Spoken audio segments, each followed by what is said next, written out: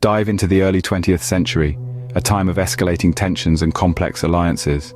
A world stage where major powers strutted, each vying for dominance. Europe was a tangled web of intricate alliances, a tinderbox waiting for a spark. The world watched as nations flexed their military muscles, with nationalism and militarism on the rise. In the heart of this intricate network were key players: Germany, Austro-Hungary, and Italy on one side, forming the Central Powers. On the other, the Allies, with France, Russia, and Great Britain at the helm. These alliances, while designed for peace, were the very threads that would pull the world into war. The spark that set this powder keg ablaze was the assassination of Archduke Franz Ferdinand of Austria-Hungary, an act of violence that echoed across continents, triggering a domino effect of declarations of war. Thus, with one bullet, the world was set on a path to the Great War.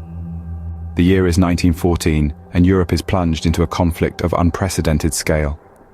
As the war unfolded, the early victories and losses became the harbingers of the brutal conflict to come. The initial momentum of the Central Powers, consisting of Germany, Austria-Hungary, and the Ottoman Empire, seemed unstoppable. Their rapid progress, however, was soon met with fierce resistance from the Allies, which included the United Kingdom, France, and Russia, later joined by the United States. The war soon descended into a grim stalemate due to the introduction of trench warfare, a defensive strategy designed to protect soldiers from the deadly onslaught of machine gun fire. This form of warfare was characterized by horrendous conditions, with soldiers living in narrow, muddy trenches, often infested with rats and lice. The static nature of trench warfare led to a war of attrition, with both sides suffering heavy casualties for minimal territorial gain.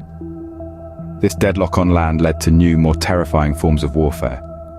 One such innovation was the use of chemical weapons, notably chlorine and mustard gas. These insidious weapons caused horrific injuries and were a frightful testament to the lengths nations would go to secure victory.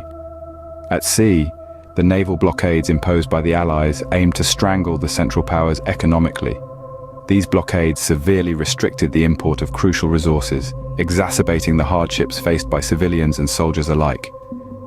Key battles punctuated the war's timeline, each with its own tale of bravery, strategy, and loss. The Battle of Verdun, one of the longest and most devastating battles in history, epitomized the war's brutal nature. The Battle of the Somme, while initially seen as a potential turning point for the Allies, resulted in one of the highest numbers of casualties for a single battle. The Battle of Passchendaele, fought amidst the muddied, cratered landscape of Flanders, became synonymous with the war's futility and the enormous human cost of each inch of ground gained.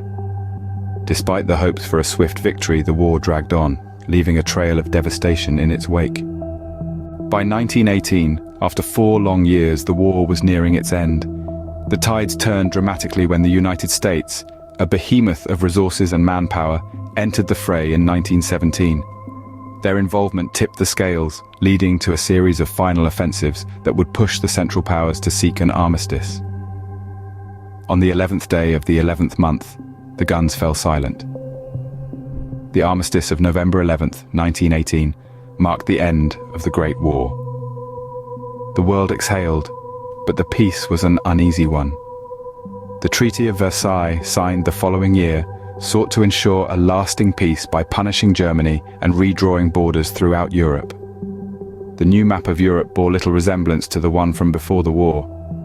Empires fell, nations rose, and the world was forever marked by the scars of this war to end all wars. And so, the war to end all wars concluded, leaving a world forever changed.